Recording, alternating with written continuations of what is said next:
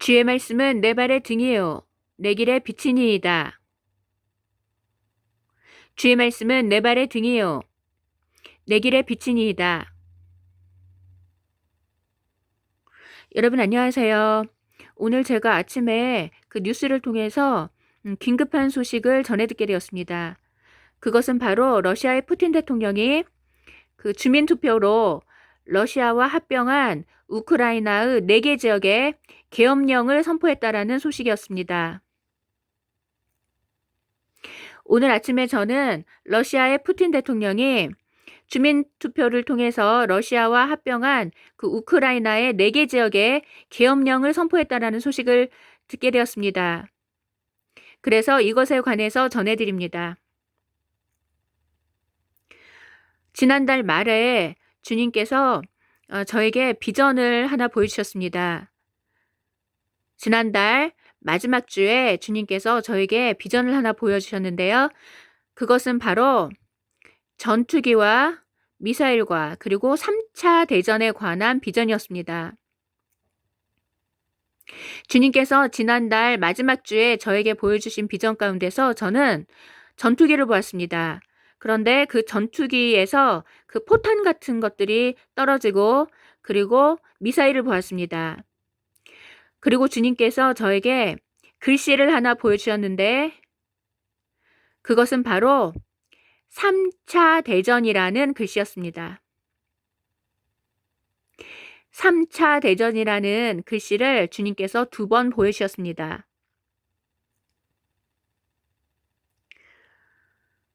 그리고 주님께서 지난주에 제 입술 가운데에 그 말씀을 주셨는데 그것은 바로 3차 대전 임박이라는 그 단어를 3번 말씀해 주셨습니다. 주님께서 지난주에 저에게 3차 대전 임박이라는 이 말씀을 3번 해주셨습니다.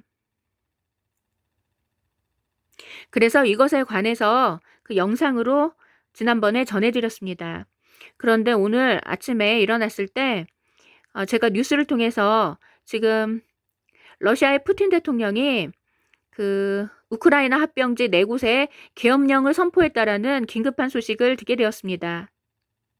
그리고 이 소식을 접했을 때 주님께서 저에게 지난달 말에 보여주셨던 그 비전과 지난주에 주님께서 3차 대전이라고 3번 말씀해 주신 그것들이 생각이 났습니다. 그래서 이것에 대해서 전해드립니다.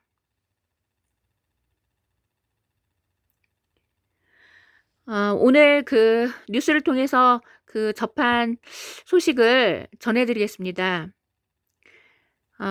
지금 러시아의 푸틴 대통령이 그 우크라이나 그 합병지 4곳에 계엄령을 선포했다라고 하는데요. 그런데 그 지역은 헤르손과 자포리자 이러한 지역들입니다. 그런데 특히 자포리자 지역에는 유럽 최대의 원전이 있다라고 합니다. 이 자포리자 지역에 유럽 최대 규모의 원자력 발전소가 있다라는 것입니다. 그런데 주님께서 8개월 전에 그 우크라이나 전쟁이 시작될 때 주님께서 핵이 폭발하는 장면을 3일 연속으로 계속 비전으로 보여주셨습니다. 주님께서 올해 초 2월에 우크라이나 전쟁이 시작될 때 핵폭발에 관한 비전을 3일 연속 보여주셨습니다. 그래서 제가 그것에 대해서 8개월 전에 이미 영상으로 올려드렸습니다. 그리고 지난 8개월 동안 그 핵이 폭발하는 장면을 주님께서 또 반복해서 여러 번 보여주셨습니다. 그런데 지금 푸틴 대통령이 이 유럽 최대 규모의 원자력 발전소가 있는 이 자포리자 지역을 포함한 4개 지역에 계엄령을 선포했다는 것입니다. 그래서 이 소식을 접했을 때 주님께서 저에게 지난달 말에 보여주셨던 그 3차 대전이라는 글씨와 지난주에 저에게 3차 대전 임박이라고 3번 말씀해 주신 것이 생각이 났습니다. 그래서 이 소식에 관해서 전해드립니다. 그리고 이 푸틴 대통령이 이 지금 합병지 4곳에 계엄령을 선포한 것과 더불어서 모스크바를 비롯해서 러시아 전역에 단계별 준비 태세를 도입했다라고 합니다. 지금 러시아 전역에 단계별 준비 태세가 도입됐다라는 것은 이 러시아 전역에 이 단계별로 그 대응 수준을 도입한다라는 것입니다. 이것은 상황에 따라서 이 단계별 대응 수준을 높여감으로써 이제 어느 정도 그 긴박한 상황이 되면 러시아 전역에도 그 계엄령이 선포될 거라는 것을 우리가 알 수 있는 것입니다. 그래서 이 지금 러시아의 수도 모스크바를 비롯해서 러시아 전역에 단계별 준비 태세가 도입이 됐는데 이것을 통해서 지역의 핵심 방어 시설과 공공시설 유지 등을 위한 그 비상 권한이 지역의 수장들에게 주어진다라는 것입니다.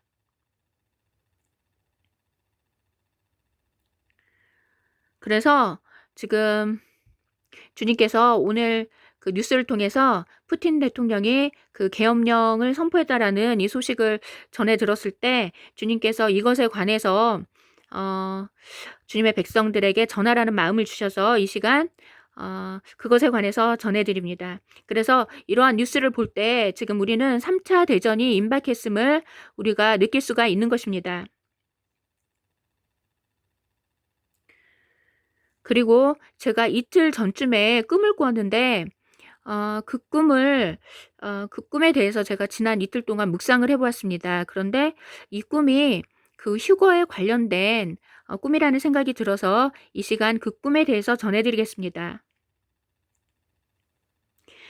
이틀 전에 저는 꿈을 하나 꾸었는데 그 꿈에서 저희 조카 2명이 이사를 간다는 것이었습니다. 그래서 제가 그 꿈에서 그 조카들에게 이사를 어디로 갈 거냐고 물었을 때 저희 조카들이 그 서울에 있는 그 지하철 2호선 쪽으로 이사를 간다라는 것입니다.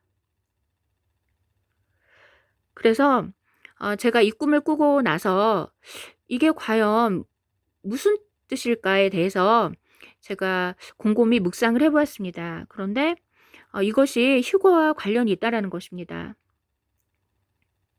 그 꿈에서 저는 그 조카 2명이 그 지하철 2호선 쪽으로 이사를 간다라는 그런 내용의 꿈을 꾸었습니다. 그런데 그 이 꿈에서 지금 2라는 숫자가 2번이 등장합니다.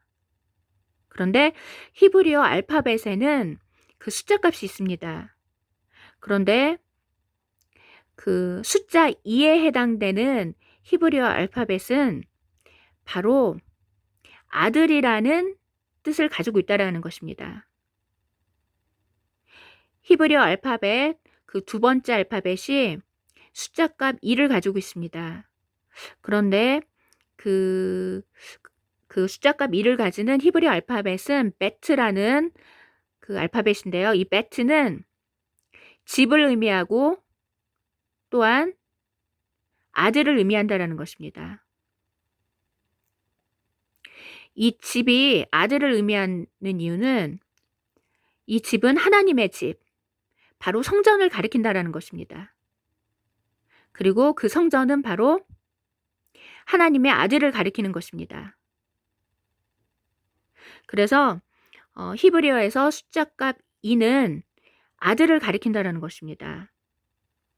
그래서 제가 이틀 전에 꿨던 꿈에서 그 조카 2명이 그 지하철 2호선으로 그 이사 가는 그 내용의 꿈은 그 2라는 수가 그 그 아들을 가리키기 때문에 아 그 하나님의 아들이 계시는 곳으로 이사를 가는 꿈이라는 것입니다. 하나님의 아들이 계신 곳으로 이사를 가는 꿈이기 때문에 이것이 바로 휴거에 관련된 꿈이라는 것입니다. 그래서 그 꿈에 대해서 전해 드립니다. 그리고 주님께서 이 시간 그 계시록에 기록된 말씀을 전하라는 마음을 주셔서 이 시간 그것에 대해서 전해 드리겠습니다. 사실 저는 다른 내용을 전하고 싶었는데요. 그런데 주님께서 자꾸 계시록 14장을 전하라는 마음을 주셨습니다. 주님께서 이 계시록 14장을 다시 한번 전하라는 그 마음을 주셨기 때문에 이 시간 계시록 14장에 대해서 전해 드립니다. 이 계시록 14장에는 그 어린 양과 그 14만 4천 명이 시온산에 서 있는 그 장면이 기록이 되어 있습니다. 그런데 예전에는 제가 이 계시록 말씀을 읽을 때는 그 당시에는 자세히 읽지 않았습니다. 그런데 그 당시에는 제가 이 어린 양과 함께 시온산에 서는 이 14만 4천 명이 이스라엘 백성이 아닐까라고 생각하고 있었습니다. 그런데 주님께서 올해 초에 이 말씀을 아주 오랫동안 몇 달 동안 계속 묵상을 하게 해 주셨습니다. 사실 이 말씀에 대해서 작년부터도 계속 묵상을 하게 해 주셨는데요. 그런데 주님께서 저에게 깨닫게 해 주신 것은 이 14만 4천 명이 어 지금 어린 양과 함께 시온산에 서 있는데 이 계시록 14장에 기록된 이 어린 양과 함께 선 14만 4천 명은 바로 신부들이라는 것입니다. 그런데 제가 주님께서 그렇게 깨닫게 해 주셨을 때 저는 사실 어 잘 믿지를 못했습니다. 그런데 주님께서 이것에 관해서 계속 말씀을 보여주셨습니다. 저는 그 말씀들을 알지 못했습니다. 그런데 주님께서 이것에 관련된 말씀들을 주님께서 히브리서를 통해서 그리고 데살로니가 후서 그리고 로마서 그리고 뭐 시편 말씀 등을 통해서 이 계시록 14장에 기록된 이 시온산에서는 14만 4천 명의 이 첫 열매들이 바로 신부들을 뜻한다라는 것을 주님께서 계속 말씀을 통해서 계속 이 부분에 대해서 깨닫게 해 주셨습니다. 그래서 이 시간 그것에 관해서 전해 드리겠습니다. 먼저 계시록 14장 말씀을 읽어 드리겠습니다. 또 내가 보니 보라 어린 양이 시온산 위에 서 있었다. 또 내가 보니 보라 어린 양이 시온산 위에 서 있었다. 그 어린 양과 함께 14만 4천 명이 있었다. 그들의 이마에는 그 어린 양의 이름과 그 어린 양의 아버지 이름이 적혀 있었다. 방금 읽어드린 구절을 보면 어린 양이 시온산 위에 서 있었다라고 이렇게 기록이 되어 있습니다. 그런데 이 시온산이 그 히브리어로는 찌온이라고 합니다. 찌온산. 그런데 이 찌온의 뜻이 너무나도 놀라운 그 비밀이 숨어 있었습니다. 이 찌온이라는 뜻은 못 박힌 하나님의 손이 사람을 낚는다. 못 박힌 하나님의 손이 사람을 낚는다. 이러한 뜻이 있다라고 합니다. 그래서 이 시온산은 바로 못 박힌 하나님의 손이 사람을 낚는다라는 이러한 뜻을 가지고 있는 것입니다. 그런데 주님께서 제자들에게 말씀하시기를 제자들이 사람 낚는 어부가 될 거라고 말씀을 하십니다.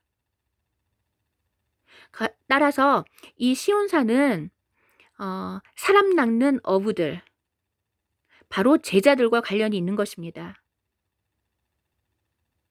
이 십자가를 지고 죽기까지 예수 하나님만을 따라가는 이 제자들이 바로 사람을 낚는 어부들이고, 이들이 바로 못 박힌 하나님의 손이 사람을 낚는다라는 뜻을 가진 시온산에 서게 된다라는 것입니다. 그리고 예수 하나님의 제자는 바로 12명이었습니다. 그런데 제가 어릴 때 왜 예수님께서 왜 12명을 제자로 세우셨을까? 이 부분이 참 궁금했었습니다. 제자를 7명을 세울 수도 있고 10명도 세울 수 있는데 왜 예수 하나님께서 제자를 12명을 세우셨을까? 이 부분을 제가 어릴 때 학창 시절에 궁금했던 적이 있었는데 주님께서 몇 달 전에 이 부분에 대해서 깨닫게 해주셨습니다. 이 10이라는 수는 완전수이고 충만함을 상징한다라고 합니다. 그런데 충만함에 해당되는 단어, 충만함에 해당되는 히브리어가 바로 신부인 것입니다. 그래서 주님께서 제자를 12명을 세우신 이유는 그 자신을 부인하고 자신의 생명까지도 부인하며 십자가를 지고 예수 하나님만을 따라가는 제자들, 이 제자들이 바로 신부라는 것입니다.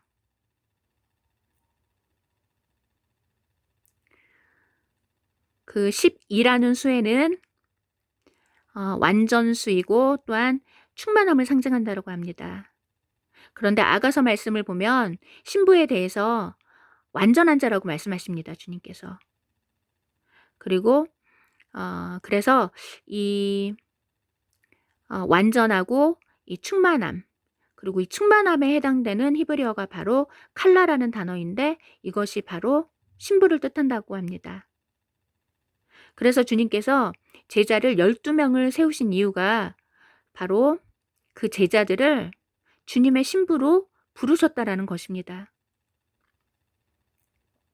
그리고 이 제자들에게 사람을 낚는 어부가 되라고 말씀하시는데 이 시온산의 의미가 그 사람을 낚는 것과 관련이 있는 것입니다. 시온산의 의미가 못 박힌 하나님의 손이 사람을 낚는다라는 뜻이기 때문에 이렇게 사람을 낚는 어부들, 예수야를 따르는 제자들, 자신의 십자가를 지고 자신의 생명까지도 부인하며 예수야 하나님만을 따라가는 이러한 신부들이 바로 시온산에 서는 사람들이라는 것입니다.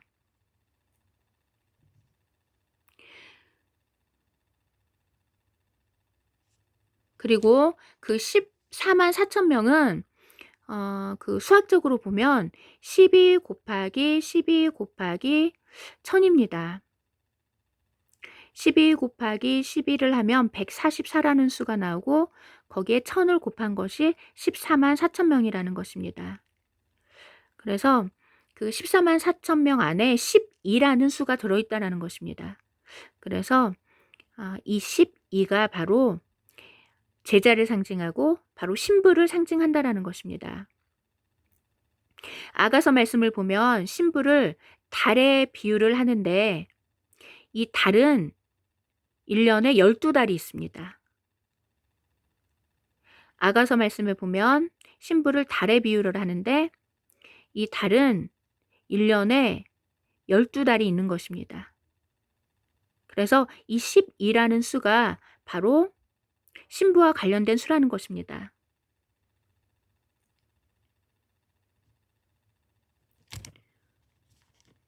그 다음 말씀 읽어드리겠습니다. 그리고 나는 하늘로부터 나는 소리를 들었다. 그 소리는 많은 물소리 같고 큰 천둥소리 같았다. 또 나는 하프 타는 자들이 하프 타는 소리를 들었다. 그들은 그 보좌와 내 생물과 장로들 앞에서 새 노래를 부르고 있었다. 그들은 그 보좌와 내 생물과 장로들 앞에서 새 노래를 부르고 있었다. 방금 읽어드린 말씀은 그 14만 4천 명의 그 사람들이 그 하나님의 보좌와 내 생물과 장로들 앞에서 새 노래를 부르고 있었다라고 이렇게 말씀하고 계십니다. 그런데 하나님의 보좌가 있고 내 생물이 있고 그리고 장로들이 있는 곳은 바로 하늘이라는 것입니다. 하나님의 보좌가 계신 바로 천국이라는 것입니다. 그래서 그 전에 읽어드린 그 시온산은 바로 하늘에 있는 시온산을 가리킨다라는 것입니다.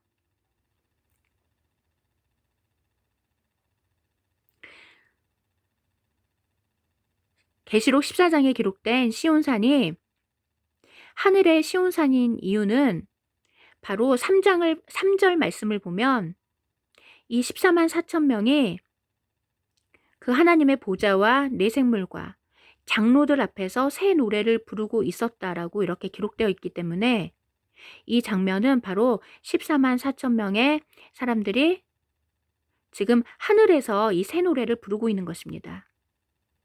따라서 그들이 서 있는 시온산은 하늘에 있는 시온산이라는 것입니다.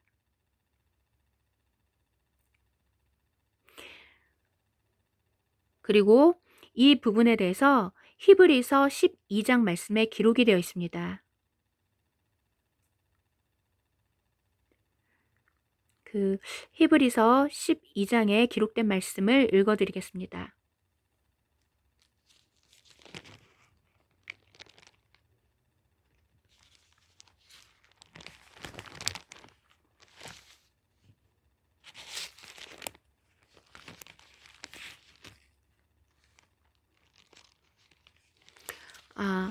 그 히브리서 말씀을 제가 아까 적어놨는데 이게 잘 펴지지가 않아서 그냥 전해드리겠습니다. 히브리서 12장에 보면 그 성도들에게 우리가 이른 곳은 시온산이며 하늘의 예루살렘이라고 이렇게 기록이 되어 있습니다. 히브리서 12장에 여러분이 이른 곳은 시온산이며 하늘의 예루살렘입니다. 여러분이 이른 곳은 시온산이며 하늘의 예루살렘입니다. 라고 이렇게 히브리서 12장에 기록이 되어 있습니다. 그런데 이 히브리서가 말씀하고 있는 그 사람들은 바로 이방 교회를 뜻하는 것입니다. 그래서 그 이방 교회의 그 성도들이 이른 곳은 시온산이며 또한 하늘의 예루살렘이라고 이렇게 히브리서 12장에 기록이 되어 있는데 이 부분에 대해서 주님께서 작년에 1년 전에 이 말씀을 보게 해주셨고 이 말씀을 거의 1년 동안 계속 묵상하게 해주셨습니다. 그리고 그 묵상을 통해서 주님께서 이 말씀이 바로 계시록 14장에 기록된 그 시온산에 선 사람들을 가리킨다라는 것입니다.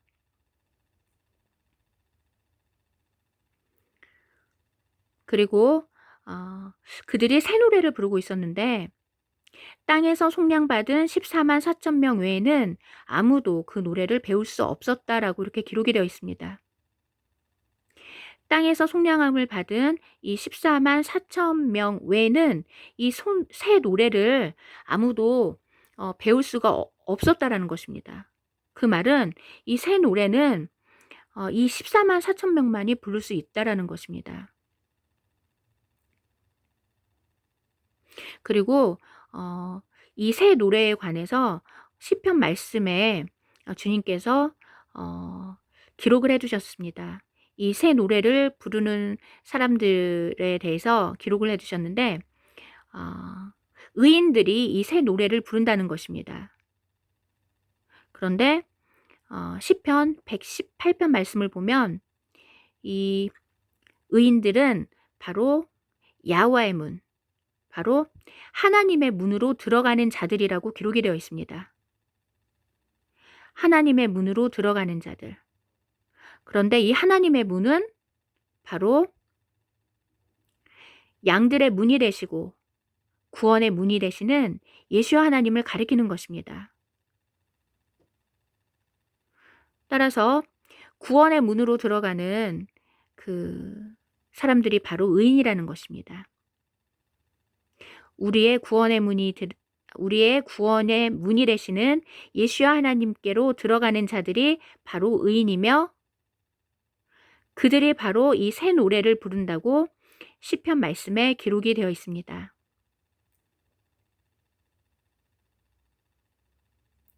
그리고 이것에 대해서 제가 어제 커뮤니티 게시판에 전해드렸습니다. 그래서 이 새 노래를 부르는 사람들에 대해서 우리가 알면 이 14만 4천에 대해서 알 수 있는 것입니다. 왜냐하면 이 새 노래는 이 14만 4천 명 외에는 배울 수가 없다라는 것입니다. 그런데 시편 말씀을 보면 이 새 노래를 부르는 사람들이 바로 교회이고 신부라는 사실을 알 수가 있습니다. 제가 이것에 관한 말씀을 하나 읽어드리겠습니다.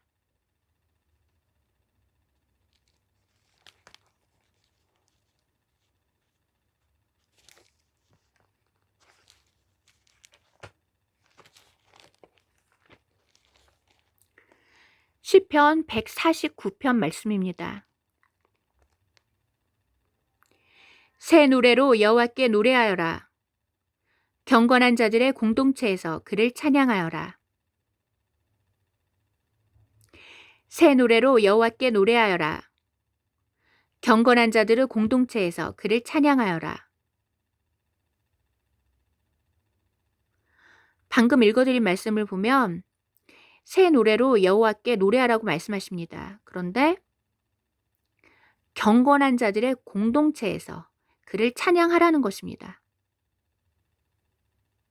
이 경건한 자들의 공동체에서 그를 찬양하라는 것은 이 경건한 자들의 공동체가 바로 그 하나님께 새 노래를 부르는 사람들이라는 것입니다.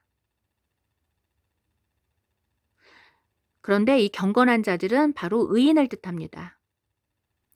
그런데 이 의인은 하나님의 문, 바로 구원의 문이 되시는 예수께 들어가는 사람들을 뜻합니다.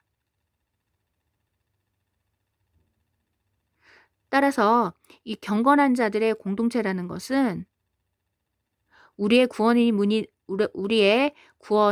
되시는 예수와 하나님을 통해서 구원받는 사람들을 가리키는 것입니다. 예수 하나님을 통해서 구원받는 사람들이 바로 경건한 자들이고 그 경건한 자들을 공동체에서 새 노래로 하나님께 찬양을 하라는 것입니다. 따라서 예수와 하나님을 통해서 구원받는 사람들은 바로 신부를 가리키기 때문에 이 새 노래를 부르는 사람들은 바로 신부라는 것을 알 수 있습니다.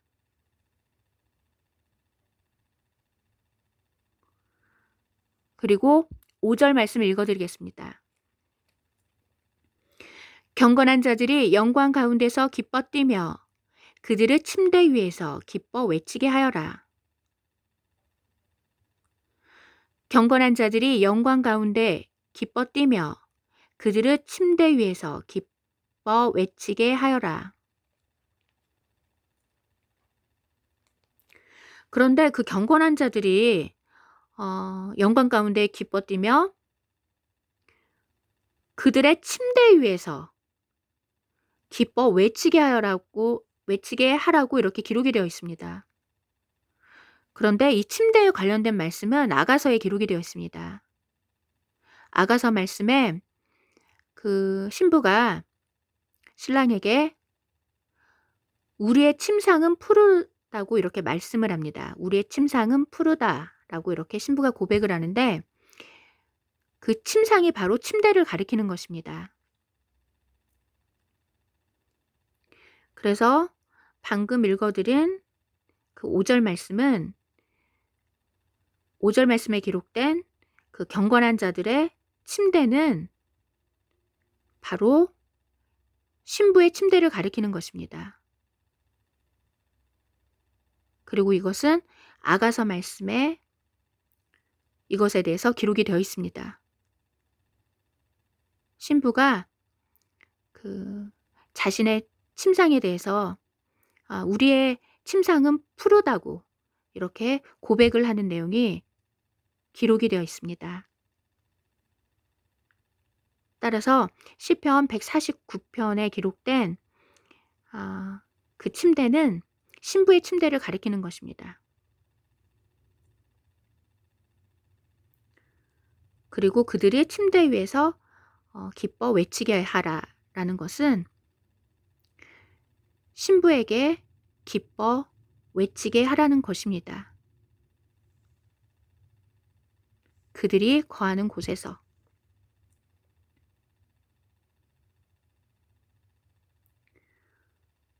다음 구절 읽어드리겠습니다. 그들의 목소리로 하나님의 높으심을 찬양하게 하여라. 그들의 손에 있는 양날의 칼로 이방 나라들에게 복수를 행하고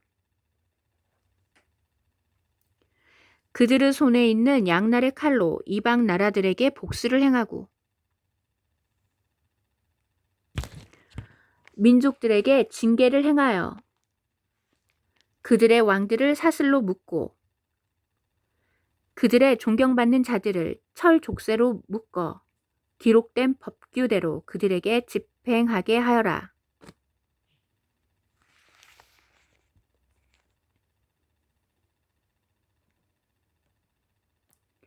방금 읽어드린 말씀을 보면 그런데 그 경건한 자들의 손에 양날의 칼이 있는 것입니다.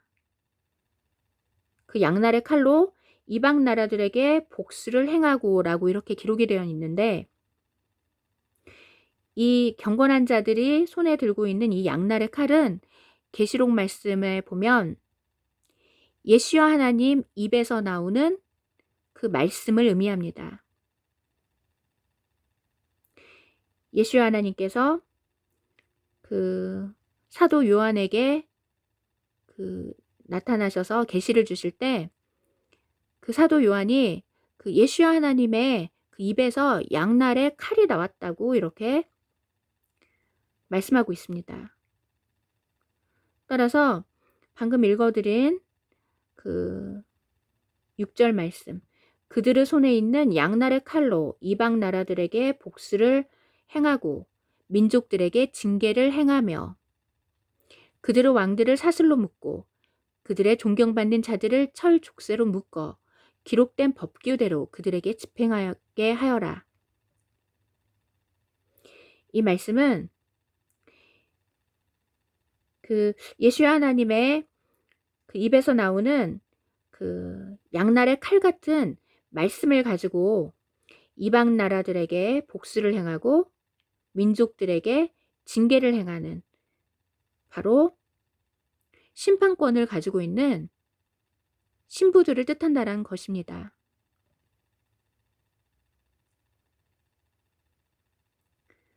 그 양날의 칼에 대해서 그 계시록 말씀에 주님께서 7 교회에게 편지를 하라고 하는데 이 버가모 교회에 말씀하실 때 이 양날의 칼에 대해서 그 사도 요한이 기록을 하고 있습니다. 그래서 이 부분을 읽어드리겠습니다.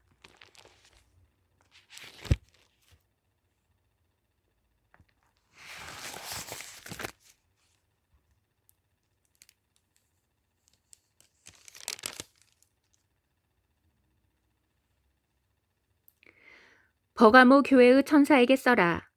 날이 선 양날 칼을 가지신 분이 이 일들을 말씀하신다.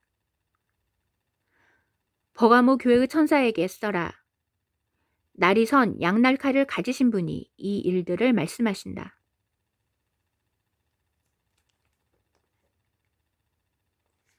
따라서 시편 149편에 기록된 그 양날의 칼로 이방 나라들에게 복수를 행하고 민족들에게 징계를 행하는 이 사람들은 바로 신부들을 가리킨다는 것입니다. 왜냐하면 이 부분에 대해서 또 그 관련된 구절이 두아디라 교회에 관한 말씀이 있는데 그들에게 이방 나라를 다스리는 권세를 주시겠다고 주님께서 두아디라 교회의 그 천사에게 그 주님의 말씀을 전하라고 이렇게 명령을 하시면서 그 두아디라 교회에서 이긴 자들에게는 이방 나라를 다스리는 권세를 주시겠다고 이렇게 말씀을 하십니다. 그래서 이 구절도 또한 두아디라의 교회, 그런데 교회는 신부를 가리키기 때문에 이 민족들에게 그 양날의 칼로 이방 나라들에게 복수를 행하고 민족들에게 징계를 행하는 이 사람들은 바로 신부라는 것입니다.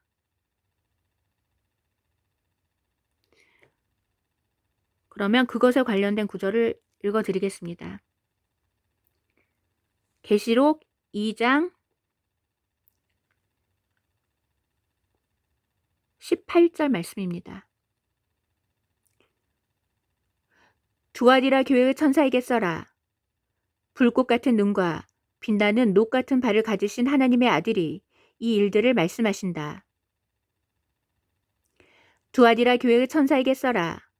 불꽃 같은 눈과 빛나는 녹 같은 발을 가지신 하나님의 아들이 이 일들을 말씀하신다.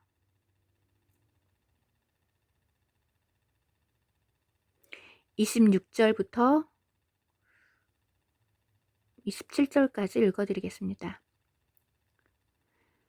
이겨서 내 일들을 끝까지 지키는 자에게는 이방 나라들을 다스리는 권세를 줄 것이다. 이겨서 내 일을 끝까지 지키는 자에게는 이방 나라들을 다스리는 권세를 줄 것이다. 그가 철장으로 다스릴 것이며 토기장이 토기같이 그들을 흩을 것이다. 그가 철장으로 다스릴 것이며 토기장이 토기같이 그들을 흩을 것이다.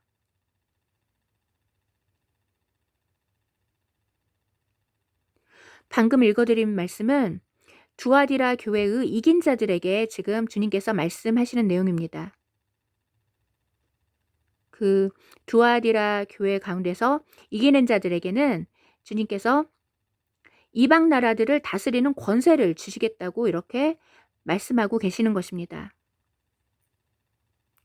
따라서 시편 149편에 기록된 그 양날의 칼로 이방 나라들에게 복수를 행하고 민족들에게 징계를 행하며 그들의 왕들을 사슬로 묶고 그들의 존경받는 자들을 철 족쇄로 묶어서 기록된 법규대로 이렇게 이방 나라들에게 심판을 행하는 이 사람들은 바로 신부라는 것입니다.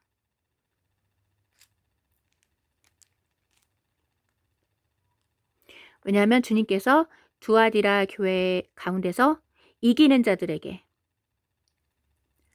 이겨서 주님의 일들을 끝까지 지키는 자에게 이방 나라들을 다스리는 권세를 줄 것이라고 주님께서 이렇게 말씀하고 계시기 때문입니다.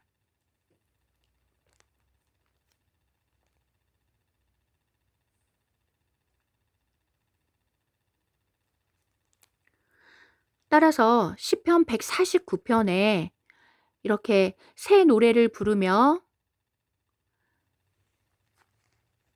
양날의 칼로 이방 나라들에게 복수를 행하고 그들을 징계하는 이들은 바로 교회들이라는 것입니다. 그런데 교회는 신부를 가리킵니다. 그리스도의 신부. 그래서 시편 149편에 이 새 노래를 부르는 자들, 이 새 노래를 부르는 자들은 바로 신부라는 것입니다. 그래서 시편 149편 말씀을 통해서도 이 새 노래를 부르는 사람들이 신부라는 사실을 우리가 명확히 알 수가 있습니다. 따라서 계시록 14장에 기록된 새 노래를 부르는 그 14만 4천 명은 그리스도의 신부라는 것입니다.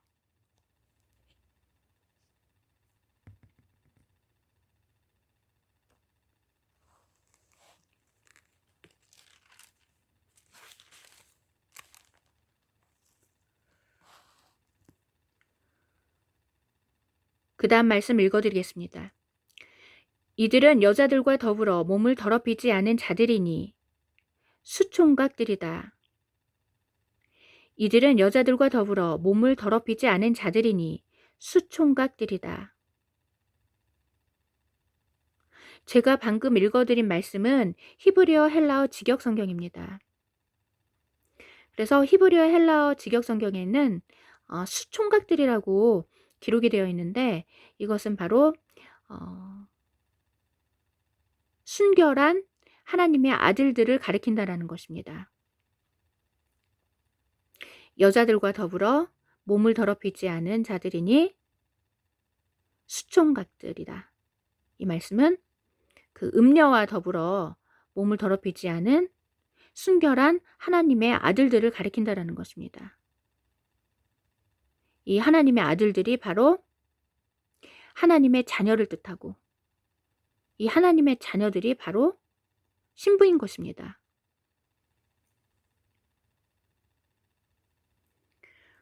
그리고 이 부분에 대해서 그 개역개정 성경에는 순결한 자들이라고 이렇게 기록이 되어 있습니다. 순결한 자들. 그래서 이 순결한 자들은 바로 처녀를 의미하고 신부를 의미하고 또한 순결한 하나님의 아들들을 의미하는 것입니다. 그 하늘에서는 우리의 몸이 그 부활의 몸을 입을 때는 천사와 같이 변하기 때문에 그 남자 여자 구별이 없어지는 것입니다. 그래서 하나님의 아들들이 바로 하나님의 예수와 하나님의 신부들인 것입니다.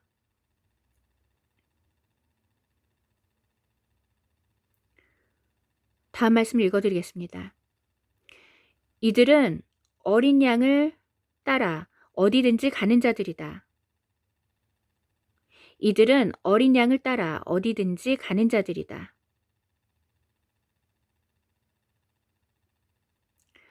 여기서 어린 양은 예수 하나님을 가리킵니다.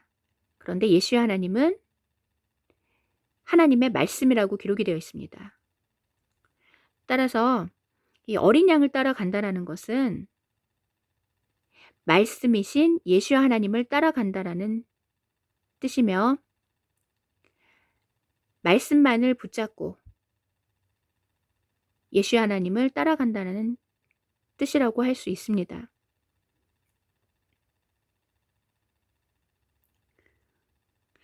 이들은 사람들 가운데서 속량받아 하나님과 어린 양에게 첫 열매가 되었다. 이들은 사람들 가운데서 속량받아 하나님과 어린 양에게 첫 열매가 되었다. 그리고 이 첫 열매에 대해서 데살로니가 후서 2장 13절 말씀에 기록이 되어 있습니다. 이 첫 열매가 바로 이방 교회라는 사실이 이 데살로니가 후서 2장 13절에 기록이 되어 있는 것입니다. 그 말씀을 읽어드리겠습니다.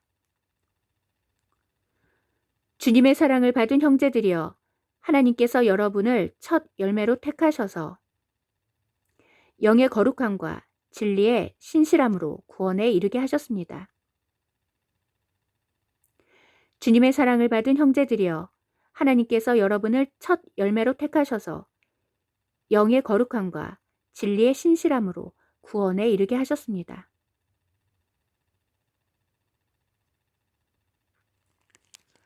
바울 사도가 데살로니가 후서 2장 말씀에서 이 데살로니가 그 교회와 같은 이런 이방 교회가 첫 열매라고 이렇게 분명히 말씀하고 계시는 것입니다. 그리고 이 첫 열매에 대해서 로마서 8장에도 기록이 되어 있습니다.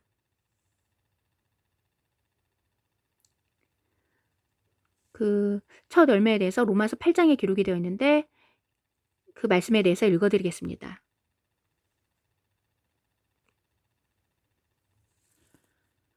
모든 창조물이 이제까지 함께 신음하며 고통받은 것을 우리가 아노니 그들뿐만 아니라 성령의 첫 열매를 가진 우리까지도 속으로 신음하며 양자되는 것, 곧 우리 몸의 구속을 기다리고 있느니라.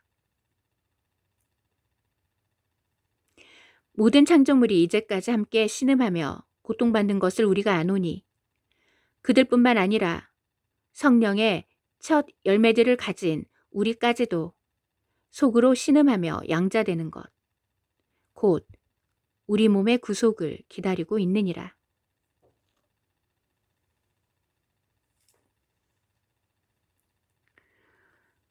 방금 읽어드린 로마서 말씀에 바로 그 이방 교회가 그 성령의 첫 열매라고 이렇게 기록이 되어 있는 것입니다.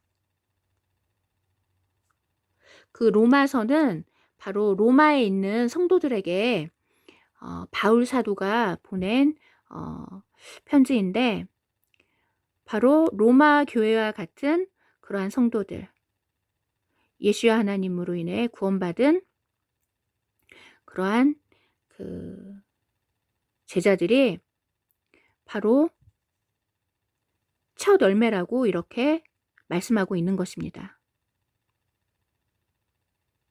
따라서 예수와 하나님을 통해서 구원받은 교회가 바로 이 첫 열매가 되는 것입니다.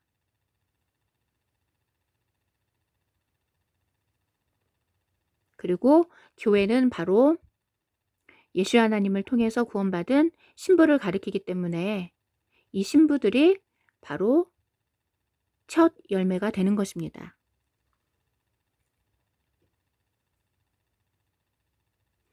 오 절 말씀 읽어드리겠습니다. 그들의 입에서는 거짓이 발견되지 않았으니 그들은 흠이 없었다. 그들의 입에서는 거짓이 발견되지 않았으니 그들은 흠이 없었다.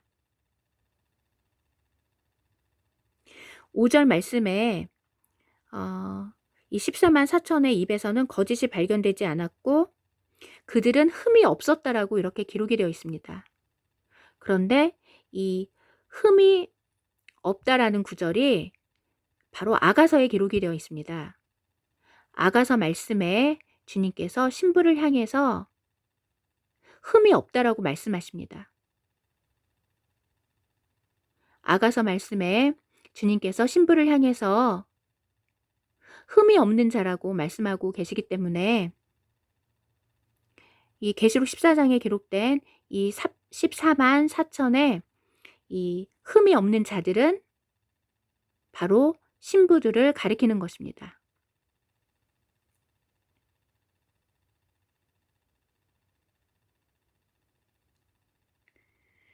그 다음 말씀 읽어드리겠습니다. 그때 나는 창공을 나는 다른 천사를 보았다. 그 천사는 땅에 사는 사람들과 모든 이방 나라와 민족과 언어와 백성에게 전할 영원한 복음을 가지고 있었다. 그 천사가 큰 소리로 말하였다. 하나님을 경외하고 그분께 영광을 돌려라. 이는 그분 심판의 시간이 왔기 때문이다. 하늘과 땅과 바다와 물의 근원을 만드신 분께 경배하여라. 또 다른 둘째 천사가 뒤따르며 말하였다. 쓰러졌다. 자신의 음행으로 인한 진노의 포도주를 모든 이방 나라에 마시게 한 큰 성 바벨이 쓰러졌다. 또 다른 셋째 천사가 그들을 뒤따르며 큰 소리로 말하였다. 그 짐승과 그 형상에게 경배하고 자신의 이마나 손에 표를 받는 자는 하나님 진노의 포도주를 마실 것이다. 하나님 분노의 잔에 다른 것이 섞이지 않았으니 그들은 거룩한 천사들과 어린 양 앞에서 불과 유황으로 고통받을 것이다.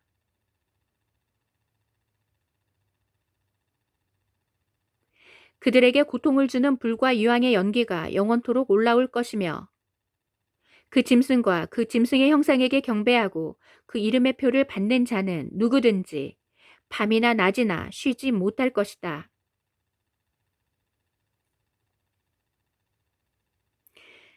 여기에 하나님의 계명과 예수와의 신실함을 지키는 성도들의 인내가 있다.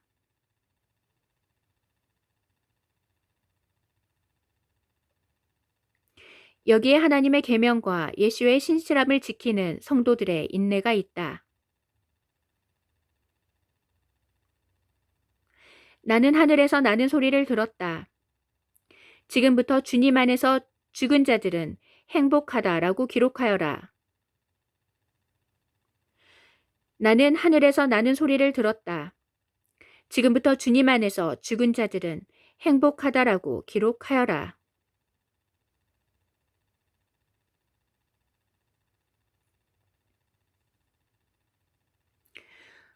방금 읽어드린 말씀을 보면 14장에서 지금 14만 4천 명의 그 신부들이 어린 양과 함께 하늘에 있는 시온산에 서서 지금 새 노래를 부르며 하나님께 경배하는 모습이 앞부분에 기록이 되어 있습니다.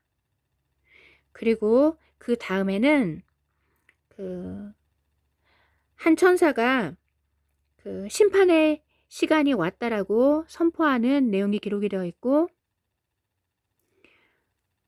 그 다음에는 자신의 음행으로 인해 진노의 포도주를 모든 이방 나라에게 마시게 한 큰 성 바벨론의 심판에 대해서 기록이 되어 있습니다.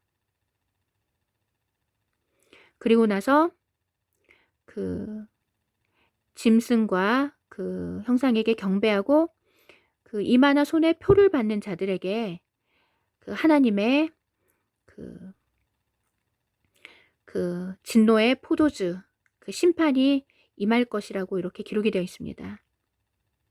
그래서 그 가증한 표를 받는 자는 거룩한 천사들과 어린 양 앞에서 불과 유황으로 영원토록 고통을 받을 것이라고 이렇게 기록이 되어 있는 것입니다. 그런데 이마나 손의 표를 받는다고 했는데 이 손이 히브리어, 헬라어 그 원어로는 그 팔, 어깨까지 해당이 된다라고 합니다. 그 손이 그 어깨까지 해당이 되고, 그리고 표를 받는다는 것이 그 원어에는 그 뾰족한 것으로 새기다, 이러한 뜻이 있다라고 합니다. 그래서 뾰족한 바늘로 그 어깨에 그 찌르는 행위는 그 표를 받는 행위인 것입니다. 그런데 지금 시행하고 있는 그 접종이 이것에 해당되는 이유는 지금 시행하고 있는 그 접종 안에는 그 유전자를 변형시키는 그 물질이 들어있다라는 것입니다. 그래서 그것 안에 유전자를 변형시키는 물질이 들어있기 때문에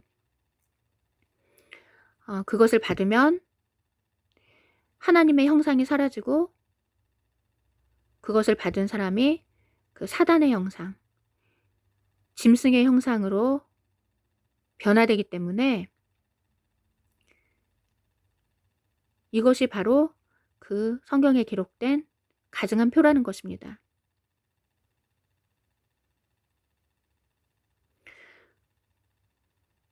그리고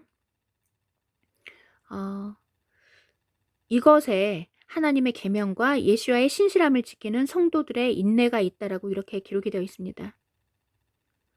이 가증한 표에 대해서 이것을 받지 않는 것이 하나님의 계명을 지키는 것이고 예수와의 신실함을 지키는 성도들의 인내가 필요하다라는 것입니다. 그리고 나서 하늘에서 어떤 소리가 들렸는데 그것은 바로 순교에 관한 말씀입니다. 지금부터 주님 안에서 죽은 자들은 행복하다라고 기록하여라. 지금부터 주님 안에서 죽은 자들은 행복하다라고 기록하여라.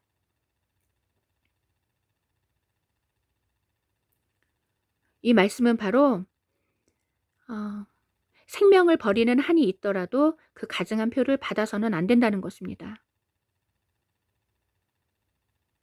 이제 곧 휴거가 일어날 텐데 사실 우리는 누가 휴거될지는 정확히 모릅니다. 그래서 이제는 우리가 순교로 순교할 각오로 모두 남은 시간을 준비해야 되는 것입니다.